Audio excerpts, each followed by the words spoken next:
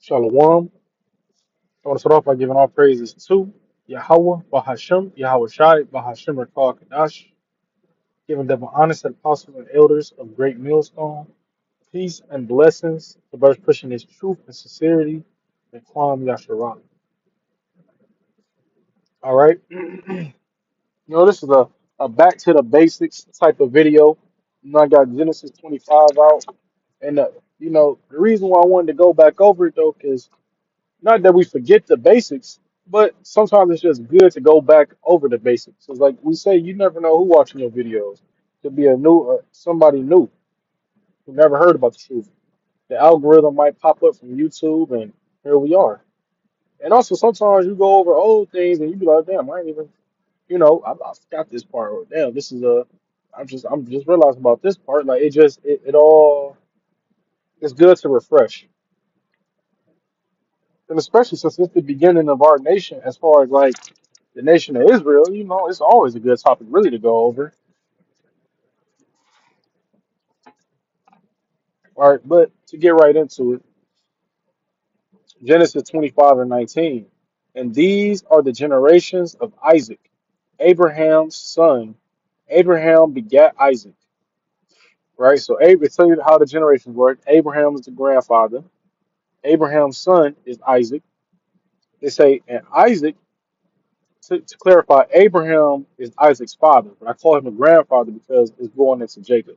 But it say, and Isaac was 40 years old when he took Rebekah to wife, the daughter of Bethuel, the Syrian of Pan Padanaram, Padanaram, the sister to Laban, the Syrian.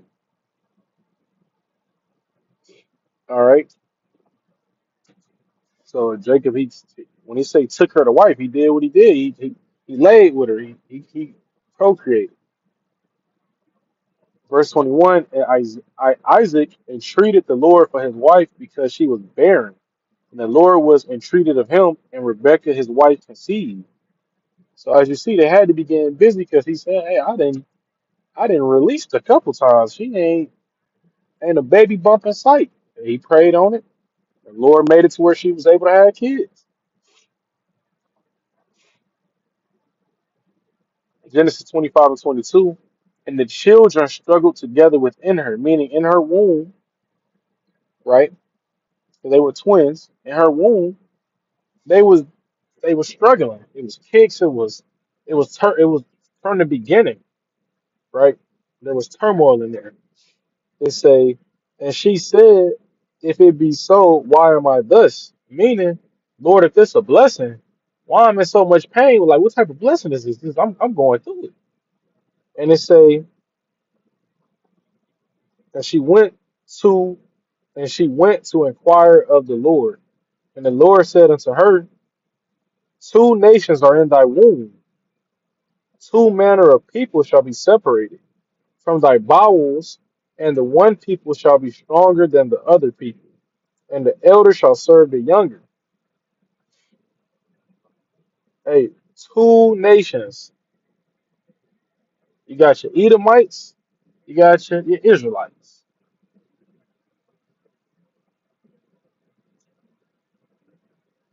right? Now, it even say, and one people shall be stronger than the other people. That's talking about the Israelites being stronger. It say, and the elder shall serve the younger. Whoever is born first in this scenario, they're going to serve the younger. So let's keep reading. And when her days to be delivered were fulfilled, behold, there were twins in her womb. And the first came out red all over like a hairy garment, and they call his name Esau. So that's the servant right there. And it just describes to you what the so-called white man looked like. He came out red all over like a hairy garment.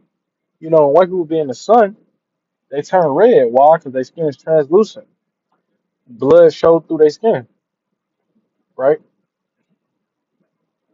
But keep in mind, they were born. This is what you would call the Middle East. So the sun it ain't like us. We live up north and it's cold. No, She probably had that baby outside, matter of fact. Probably in a tent, but either way it go, it's super hot. You know, he's baby screaming and hollering. When white people get frustrated, they turn red. He turned red when he was born. It's a clear example that he was a so-called white man. And hairy, please tell me who's hairier than a white man. They say, and after that came his brother out and took his hold on. It said his take. It said after that came his brother out and took hold on Esau's heel. Why didn't they describe what Jacob looked like? That's the brother name. That's the brother Esau, Jacob. Why didn't it describe that? Because he looked at regular. In that particular time, albino, melanin lacking people did not exist. You didn't have full fledged Edomites walking around with no melanin. Now you might have had some Vigilito motherfuckers, but you ain't had no full fledged melanin lacking people. So that's why they described Esau. But when they described Jake, they didn't describe Jacob. They just said he came out. You don't have to describe him because he came out regular. It say, and took hold on Esau's heel, which is a representation of Jacob pulling Esau out of power. Like the scriptures say, Esau is the end of the world, and Jacob is the beginning of it that followeth. They say Isaac was 60 years old when she bare them, and the boys grew, and Esau was a cunning hunter, a man of the field, and Jacob was a plain man, dwelling in tents. So it's giving you the characteristics. These characteristics are spot on. Esau was a cunning hunter. This man a hunter. They hunt. All nations hunt. Don't get me wrong, but Esau, he's known as a hunter in today's time. They hunt for fun. Like they'll kill an animal and put the head on the wall and leave a body for the wolves. They get fun out of that. And they say he was a cunning hunter. He's sneaky, conniving. Is this not an Edomite? This is the same person we made all these treaties with, and he ain't honored one. This nigga make treaties amongst his own people and don't honor them. He's very cunning. That's why you got something called a snake. Even though I'm not talking about the snake in Genesis, but just in the world, it's a saying like he a snake, meaning he a slimy guy. He out to get you if he can, and that's why Esau was a cunning hunter. Anything he could get, he was gonna get it. It's a man of the field, and Jacob was a plain man dwelling in tents. They always think of the movie Friday. That whole movie, all they did was sit on that porch.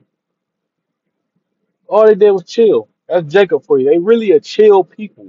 We really a chill people.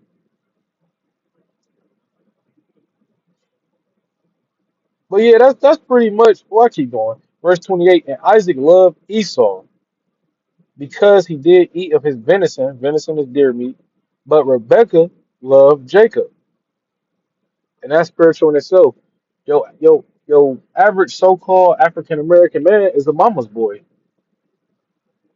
or what we would call a mama's boy. Look at what Jacob was. When they say Rebecca loved Jacob, it just means she favored him.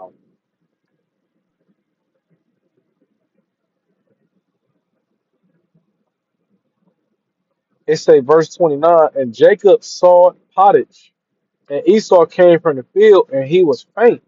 And Esau said to Jacob, feed me, I pray thee, with that same red pottage, for I am faint. Red pottage meaning it was not cooked. When you look at raw meat, it's not cooked. All right. It say, for I am faint. Therefore was his name called Edom. And when we go to the blue letter, so we even know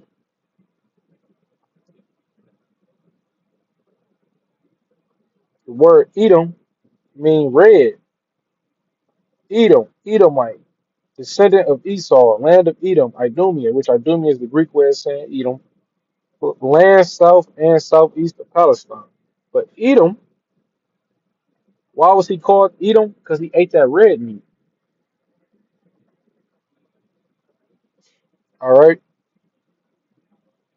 And Jacob says, sell me this day thy birthright. And Esau said, behold, I am at the point to die. What profit shall this birthright do to me? And Jacob says, swear to me this day and he swore unto me, and he sold his birthright unto Jacob. So hey, that explains the whole back and forth between Edomites and Jakes, and it show you the separations in our nations, because that birthright, let's talk about the spirit. Even though it was always ordained for us to get it, the Lord had it to where this man sold the birthright for some uncooked meat. And that sounds like an Edomite to me, them quick and drastic decisions. And yeah, but hell, this is edifying. Just a quick going over. Esau is a progenitor of the so called white man. Jacob is the progenitor of Hebrew Israelites and so called Negroes, Latinos, and Native and Seminole Indians. And I hope this is edifying. Shalom. Till next time, Juan Yasharala.